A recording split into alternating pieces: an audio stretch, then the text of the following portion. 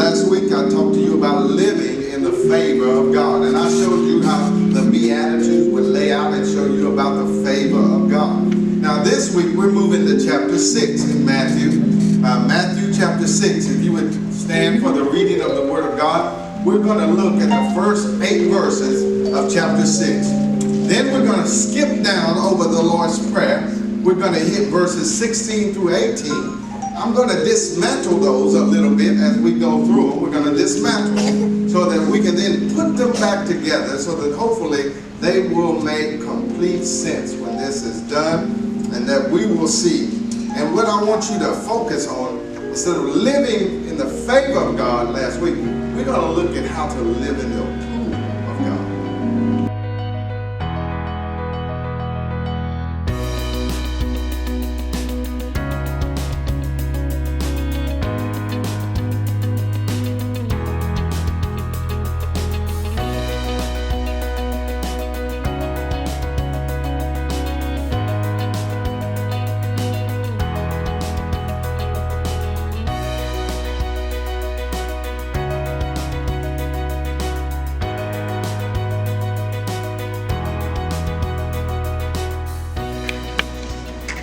And we're going to have to dismantle this text as we get ready to go through it. But before we do, I'm going to, as we get ready to dismantle this text, I want you to understand where we're going with it and how we're going with it.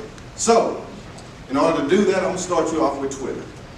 You guys are familiar with Twitter. I know you are. I know everybody in here because you tweet tweets. I know you tweet tweets. So I know all of you do. So if you're familiar with Twitter, let me say this. Twitter's CEO, Jack Dorsey, came out. It was in the news feeds and things like that, and he said that he was going to get rid of the like button. I know you heard it. It's been on the news. It made CNN. It made HSN. You just name your news channel, MCN, whatever you watch. It made those channels because of the things that he said.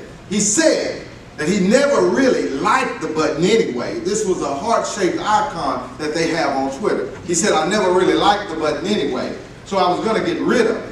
He says they were rethinking everything that they had to do within Twitter to make their organization even better. And one of the things that they came up with is that get rid of the like button. You wouldn't have the ability to even like a caption anymore. He says they're putting a feature in which you can then put down the content you like without anybody else knowing that you have given it your approval. Oh. Okay. Well, nobody, hold up, everybody, maybe not everybody, most people rebelled. Told Jack Dorsey, hold up now. You're going to get rid of the like button. They came back and said, how are we going to know if there's something out there we like? How can then we show people we like this content and we approve of it? And that was his point. His point was that we wanted to get rid of that because on Twitter, he was saying what it does is it creates a platform for people to put unnecessary content and stuff out there just so people would then like it and they would seem popular in the eyes of people. So Jack Dorsey said, we want to stop this. We want to quit it. But they wouldn't be able to do it anymore. But they claim that says, don't you understand? That means people are using your product when you see all of these approval and all of these things that you have. And their response is that, hey, you don't need to approve. And that still goes on. And here what happens when Christ approaches the 6th chapter.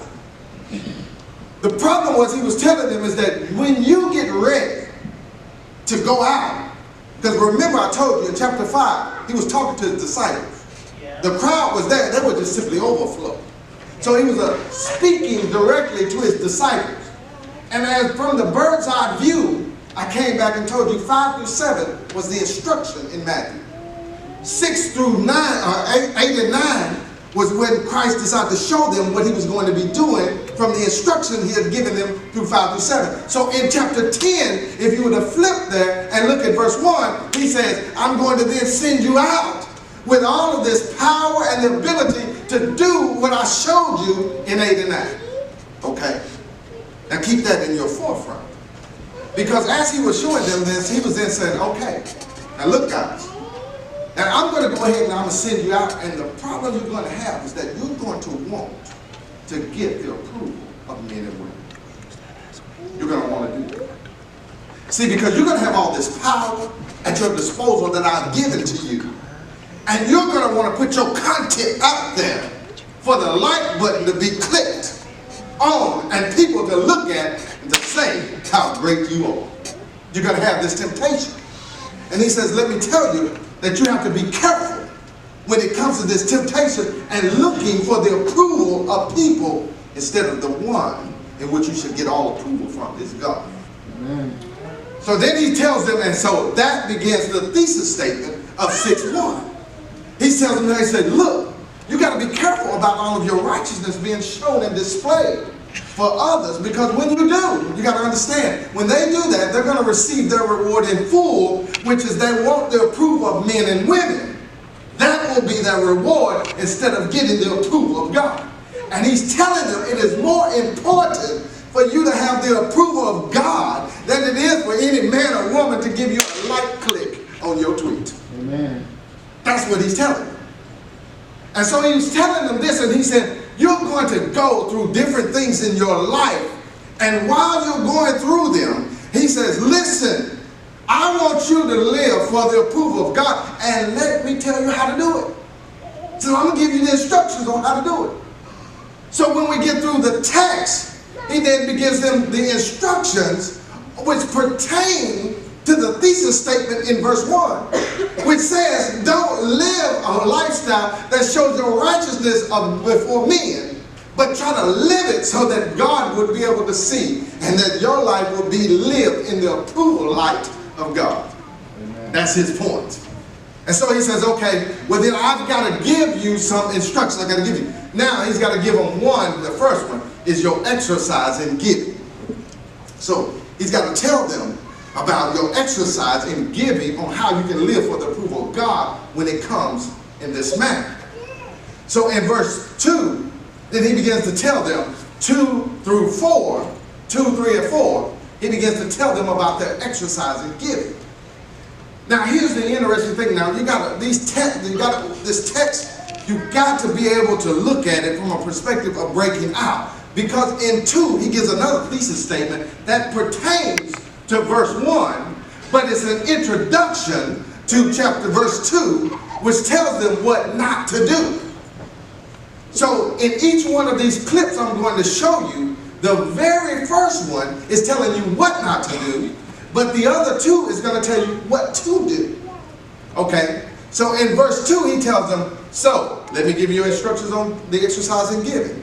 He says, so when you give, there it is, right there, boom, when you give, he says, here's what you do. When you give to the poor, he says, do not sound a trumpet before you as the hypocrites do in the synagogues and in the streets, so that they may be honored by men. He says, truly I say to you, they have their reward in full. Thesis statement on the exercise of giving. Don't behave like these guys do. In other words, there are certain ones that come around, and here was the premise. The premise in which they would have understood was that, hey, when it comes time to give, you could walk around, i.e. the synagogue, and you would be able to drop your money in this big, large container. And it, of course, it was made of metal or some type of pottery. So when you would drop your coins, it would clang, clang, clang, clang. Make all this noise when they were dropping their coins. So the more coins you drop, of course, the more noise it made. And so since it did that, he said, don't you behave that way when you see them go around, drop their coins, and make all this clanging noise so that they would then be seen by men going, I've been giving to the poor. You can tell by the sounds that it makes when it drops into the plate. So he would say, don't behave in that manner. So he said, don't perform these things that they do. He says, but when you go out, because you're going to be going out, gentlemen, and you're going to be going out in the highways and the byways, and he says, when you do, you got to understand, here's how I want you to behave. Not like the hypocrites and put it on a show for others to be able to see. And then they would then look and say how wonderful you are, how great you are, because of the amount that you may be given, the loud noise it makes when they clang. He says, don't be that way. He says, in other words, here's what I want you to do. What I want you to do is in verse 3. But when you give, here's it. When you give, he says, what you need to do is that when you give to the poor. He says, don't let your left hand know what your right hand, or your right hand know what your left hand is doing. The premise has to do with secrecy. He was saying, if you are able to keep your own self to the point of humility when you decide to give, then if you don't know yourself to keep yourself humble, don't even tell your own self. That's the premise. The premise was that you've got to stay in a state of humility when you're able to be able to give from a position that God has allowed you to be able to give. You are to remain humble. That's his premise. Is that when God allows you to be able to give to those who are less fortunate, he's saying, do it in such a way that you would remain humble no matter the amount that you give. Because there may become times in your life where you may not be able to give as much as you give today. And what happens when those times? And you can't come around and all of a sudden have the clanging of the noise. Then what do? Then what happens? He said no. He said what you do is you give humbly before it, no matter what, because your gift may change. Because your status may change. You might be up one day and down the next. But the point is that you're continuously giving, whether you're up or whether you're down. It's not so much the amount, it's the heart. And so what he was trying to tell them is that when you exercise your giving, you want to give it from the heart. And when you give it so that it would be done humbly and no one would be looking at you trying to get a reward that you would build in front of men and women getting a like on your page. He was saying that you want to receive your reward from God. And the reward you get from God is he's talking about a treasure that would be placed in heaven, that God would give you the reward when you get ready to meet him on that grand day. See, it wasn't any reward that you might be ready to receive down here. He was talking about a reward that you would receive in heaven. So it was a different reward than the premise that he was trying to build unto them. He was saying because it's easy. It's easy to get approval of men and women. That's easy. I mean, you put enough content out there, somebody's going to start clicking it. That's easy. You can get a tweet, you can get an Instagram, you can get a video that somebody will like eventually. And you can get what you want, was the approval of men. And that's what he was telling them. He was saying, if you search and try to receive this approval of men, don't you know that you're going to be empty on the inside because you're so beautiful on the outside? Isn't that all Instagram, Twitter, Facebook, all that is? It's to show you how beautiful they are on the outside. But they may be hurting on the inside. You don't even know what they're like on the inside. All you see is this painted picture that they've given you so that you would click on their thing and send up little heart emoji floating up blue, blue, blue, blue, blue, like bubbles on the screen. Oh, you know what I'm talking about. Have you ever seen some of those little things? And he said, the problem is that they were going around and they were exploiting God. See, they were exploiting God for their own gain or greater reward.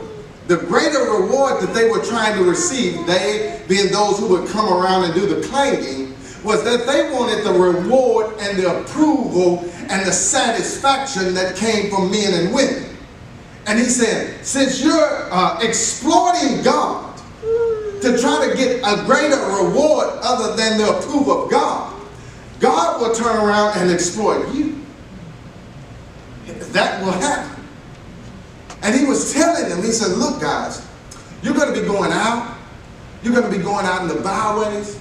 And guess what? Men and women are going to talk about how great you are. They're going to see your power, your strength. And they're going to want to lift you up. But let me tell you, the same ones lift you up. Oh yeah.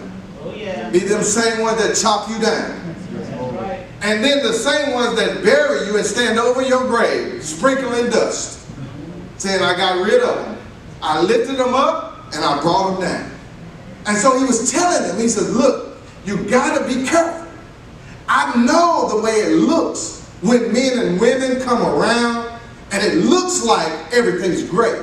It looks like everything is grand, but here's the problem. It's not. Because they are living for the approval of men, and that's their reward. Well done. They telling them, shaking their hands, you did a great thing. That's their reward. He said, but you guys, I want you to live for the approval of God. And when you live for the approval of God, it's not going to be the same way. People may not lift you up. They may not praise your name. They may not call you all these different things. You may not get a single like on your tweet. Because you might tweet, Jesus is King. Not a single like. Nobody clicking on that. God has saved me. Nobody clicking on your stuff. But he said, what you're living for is the approval of God. Yes. And living for the approval of God is contrary than living for the approval of men. Let me tell you, Carlette Nelson, she was a bodybuilder, a professional bodybuilder. And so she knows about trying to live a life that's healthy. And so she would spend her time lifting weights, putting certain foods in her body so that she would be very healthy. So she was very health conscious. Now she would say that when she did an interview with Bryant Gumbel, I think on Real Sports, she did an interview with him. And when she was in the interview, she told Bryant Gumbel, she says, now when I get ready to stand before and do all of my poses and stand before people, and she says, when I get ready to showcase all of my muscles, she says, on that day when she does that, she says, I am the most unhealthy I can possibly be. Carlette, wait a minute. On the day when you're standing before all of these men and women, showcasing your muscle, the day that you do it, you're saying that you're the unhealthiest that you could possibly be on that day. She had to explain it. She explained it and she said, because on that day, I have to be dehydrated. I can only take a certain amount of food, limited foods. And she says, on that day, I'm trying to lose as much body fat as I can and water weight off me. She says, so that I can look a sculptured body in front of everybody. But she says, on the inside, I'm the unhealthiest I could possibly be. That's the way it is. See, when you and I want the approval of men, women, and we stand and showcase that approval, we're actually spiritually unhealthy. You're showcasing, yeah. You get the approval of men, the checks, the likes, the clicks, the tweets, all of that. But guess what? You're the unhealthiest you could possibly be. Because you on the inside are living to showcase your approval for these men and women instead of living for an almighty God. And to live for God is different. You may not have all the muscles to showcase. That may not be the look that God gives you. But he was telling them, guys, listen. You are to live for the approval of an almighty God and not these men and women in their tweets and Facebook. You're not to live that way. So that's not the way you live. He said you live totally opposite. He said you live by giving them the time instead of trying to make all of these great impressions, but an opportunity to make a good impression upon God. He says that's how you do it. He says this behavior that they had was hypocritical. You know what I'm saying? Because it was how they made themselves appear. That was his point. See, so he says, let me tell you about this exercise in giving, on how you can then live for the approval of God. But then he goes on, and he says, let me give you this about engagement with God. Okay? So he says, there's going to be a time in which you're going to have to engage God. And that's for all of us. Now, you ride with me on this now. In verse 5, he says, now, when you go to pray, he tells them, thesis statement. Here's the way they do it. When they go to pray, verse 5, don't be like the hypocrites. Because when they love to stand in the synagogues, pray on the street corners, so that they may be seen by men. And he says, but when you do, Thesis statement, contrast. Verse, he says 6. But when you do, go in the inner room. He says, what you do is close your door. He says, then you do what? Pray to your Father. He says, why who's in secret? Why? So your Father who sees what is done in secret. He says, again, this is how you're going to get your reward. And then he says in verse 7, when you're praying, don't use meaningless repetition as the Gentiles, for they suppose they'll be heard for their meaning word. But don't be like them, for your Father, he knows exactly what you need before you need it. Amen. Now, they were praying so that they would be seen by men and women. It reminded me of when I grew up in church. Yeah, I grew up in one of them old Baptist churches. Y'all don't know nothing about that, see. In my old Baptist churches, where the deacon would get up, well, bread of heaven. Oh, y'all know that one, right? Y'all know that one. And they would have rehearsed things that they would say. Amen. For 72 minutes. Amen. That would be rehearsed. And I would just be waiting. And I would go, he's going to say this line next, because I know it. I had memorized it myself. But he was saying, listen, don't be that way when it comes to prayer. Because prayer is different. Now what then, okay, how then you're going to pray? See, the premise was that when it comes time to engage God, because there's going to come a time in your life when you're going to have to engage God. All right. Okay. And so we have to understand what the prayer is. Now, prayer is your invitation. Listen to me. It's your invitation to allow God to be able to come into your life and act in your life as He wills. Amen. You're not going to like that. You're not going to like that. Okay. See, because a lot of times most people think prayer is somehow overcoming the reluctancy of God. And somehow our prayer is designed to pry out of God's hand what it is we believe we should have and we want in our lives. So then we'll pray instead of asking God for an invite to come into our life and act into our life. What we do is we pray and ask God and try to coerce Him to get something out of His hand as if God is reluctant to give people. That's how we'll pray.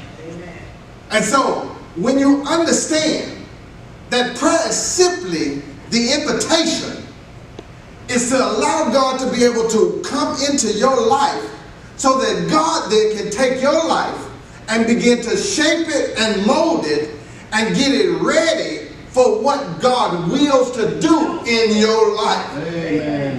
So when you go to pray, we go to pray and we're trying to pry something out of the God, or somehow that we feel God is reluctant to give unto me. I need this right now, God.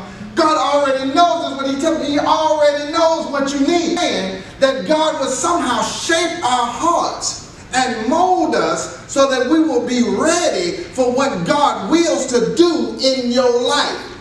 And the reason you need this is because you never know what God plans to do in your life. You never know what God is getting ready to put you through. And if you don't know what He's getting ready to put you through, you can have a limited prayer. You can limit and cap God. You're praying for a little Toyota Prius. See, you're praying for that. That's a limitation. God is more powerful than that. Amen. You should be praying that God will shape your heart. Amen. And mold you and get you ready for whatever God wills to do in your life. Yeah. Because God He may be ready to do something financially in your life that you may be overwhelmed by.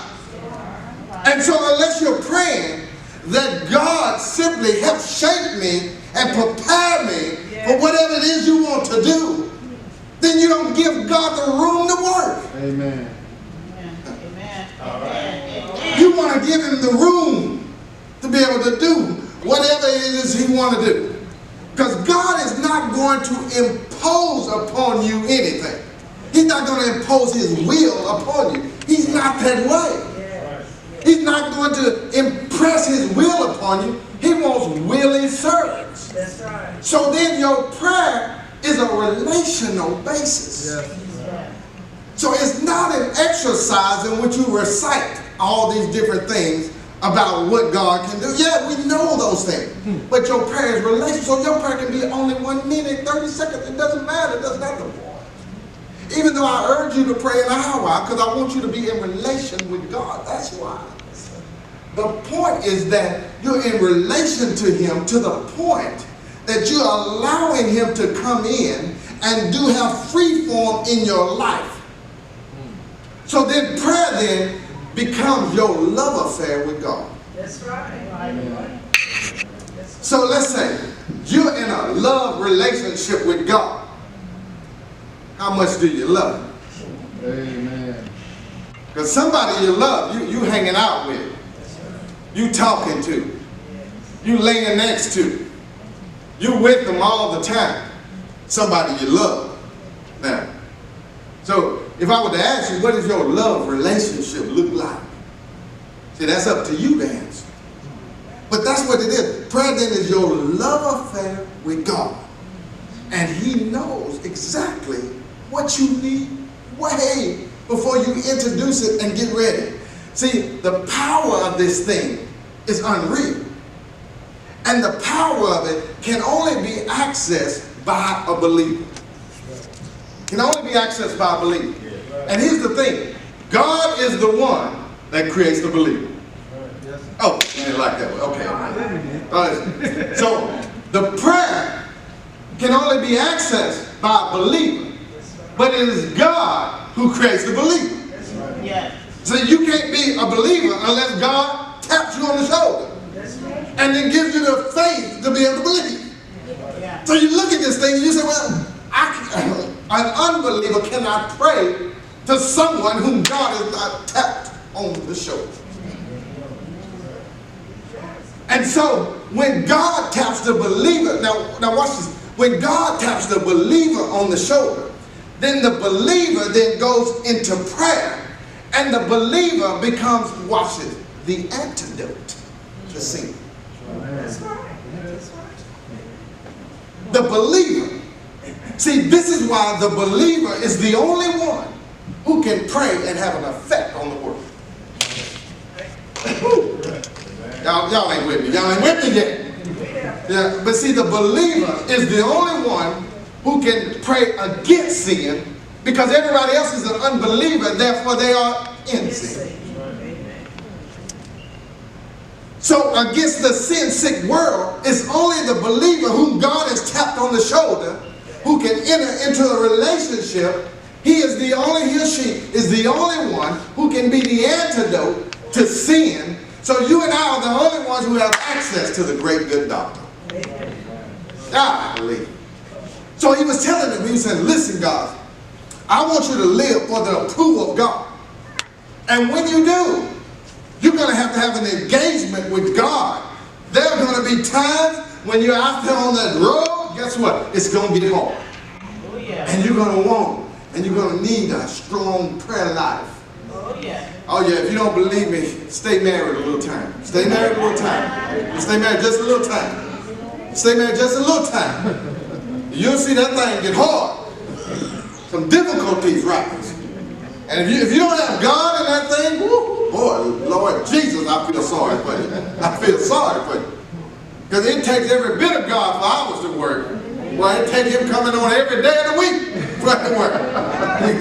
It takes it all, boy, because it's tough. And it takes God in our lives for any aspect of it to even work properly with even any effectiveness whatsoever.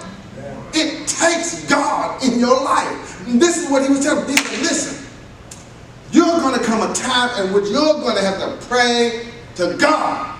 Oh, yeah. All of us. Oh, yeah. And the thing is, only the believer can do it. The unbeliever, they have no choice but to rely upon their own thoughts, the advice of some of their friends, who are unbelievers too.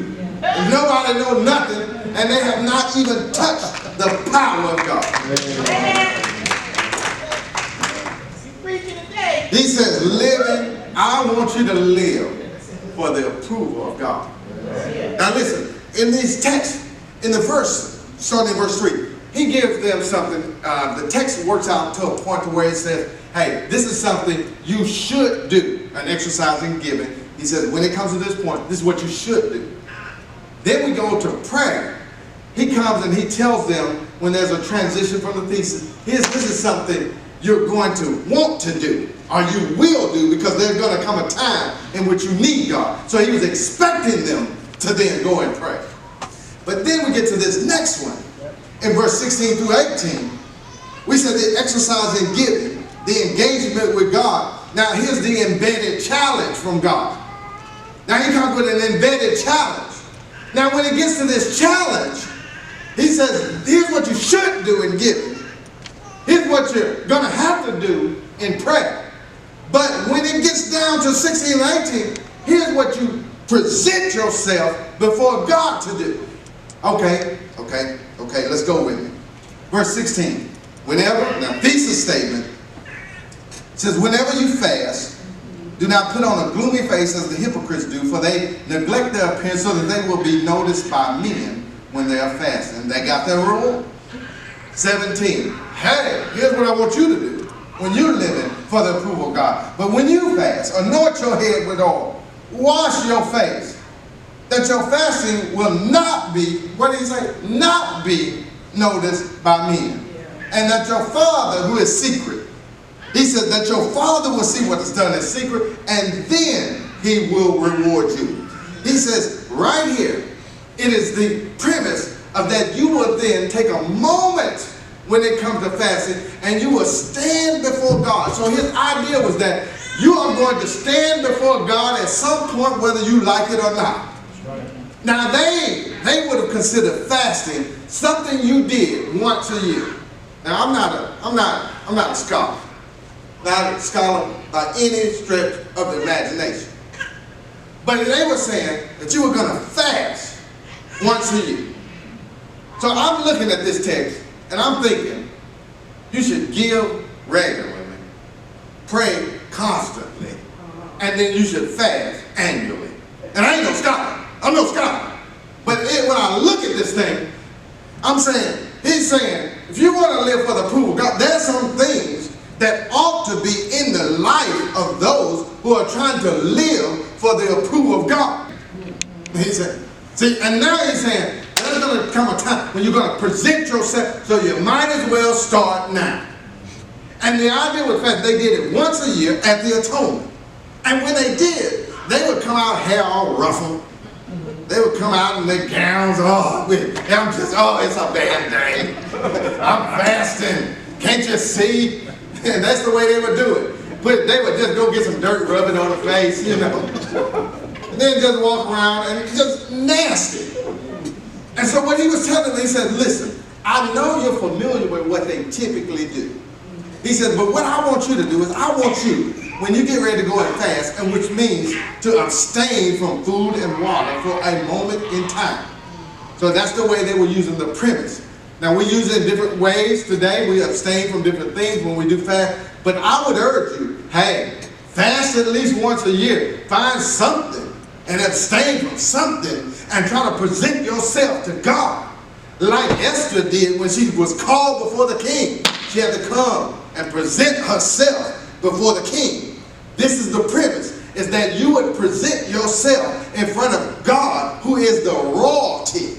See, when you get an invite to come see the president, well, maybe not this president, let's go back one president, the previous president, or you get an invite, but my point is this, you get an invite to come see the president, or you get an invite to come see the king or queen.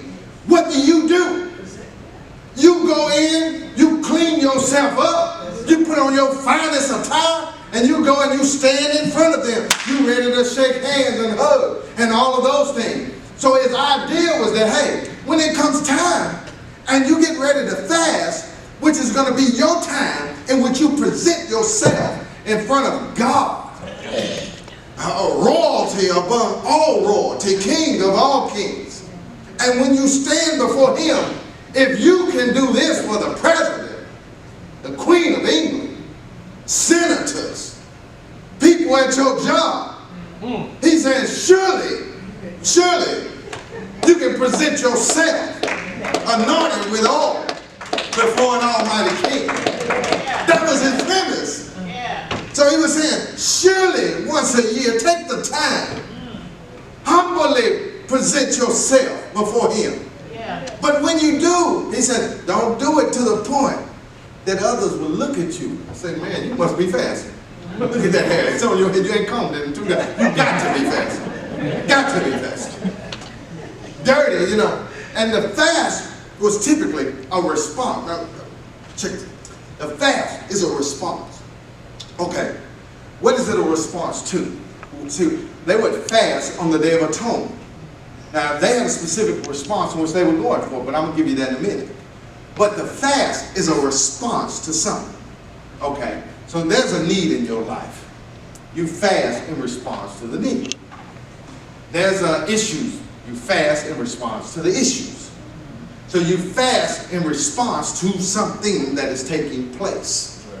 So they were fasting in response to what? Sin. So, if all of us committed that one sin I talked about last week, just one. Just one. That's all it takes. If all of us have just committed one sin, one, shouldn't all of us, I'm not no scholar now, I'm just kind of go by this book thing, but shouldn't all of us present ourselves at least once a year in fast before an almighty king? Amen. I mean, if it's a response to sin. If it is. Right. Okay. Then that's what we should do. Amen. He says that's the premise. Is that we respond, and it's a response to a need or something that is taking place. And sin has happened. And this is why only the believer can be the antidote. Amen. This is why. Okay. So he tells them, he says, look, this is what you do, and you do it in an act of humility, in a way that men will not see you, but he said it is done in secret. Now here's the catch. How are you going to do this thing in secret? But yet, it's supposed to be a public event. Now, we take the giving. He says you can do that in secret. All right, we can give in secret. You don't necessarily have to know it. Nobody has to know what you give. And in secret. You can go somewhere and do it. When you pray, you go to your room, you go to the closet, you do that in secret. It's easy to pull yourself away and go and do this. But when it comes to fasting, you can't necessarily take a fast and go put it in the closet and do it. You have to do it, yet in a public manner, but in a secret way. So his premise was that you would then look at the public men and women. They would not be able to give you approval because they don't know what you're doing. But yet on the inside, that's when, as Colette said, the opposite. You'll be your healthiest when this takes place. He said, that's what you're supposed to do. And he said, and then God will then start to reward your life. Because now your life is beginning to live in the approval of God. And this is when God will then start to shower you and reward you in magnificent ways. See, I don't know, but that's what I want. I want that. Listen, I don't have to sit there, but listen, Gideon. You got to remember Gideon. That was little Gideon. Gideon was told, he said, listen, Gideon, I need you to go. I need you to recruit some men. I need you to go and fight for Israel. I need you to go recruit some men. Gideon did his job. Gideon went and got like 30-some thousand men. When he recruited them, he said, these are my men that are going to fight for Israel. God took a survey. He looked at him. Gideon, I got some bad news. I got some good news and bad news. I'm getting the bad news, Gideon. Not every one of these cats, they live for the approval of God. Not all of them are. So Gideon, I'm going to have to whittle this thing down. I'm going to have to whittle it down. He says, first, Gideon, listen, I'm going to start with this. I'm going to take away 20,000 of them because they look fearful and scared. They look like they're trembling. We can't have them. They got to go. 20,000 gone that quick. Gideon left with about 10,000. He says, Gideon, now what I need you to do, Gideon, I need you to go down to the river take those 10,000 and we're going to cut them down even further. Gideon's going, the army over there is massive. And you want me to take my army down even further? Yes, I do. Because Gideon, I only want those men that are living for the approval of God. And no, those are the only ones I want. See, if I get those, I got the strong ones.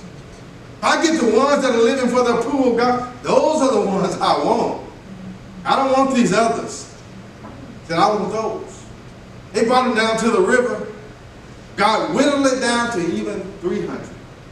He said, those are the men I want right there, Gideon. I want those. Because those are the ones that are living for the approval of God. Amen. Now, I don't know about you, but I want to live my life for the approval of God. I can care less what you think. Don't matter to me. You can't get me into heaven. You can't save my soul. See, you can't bless me the way God can. Amen. You can't provide for me like He can. You can't pour into my life like He can.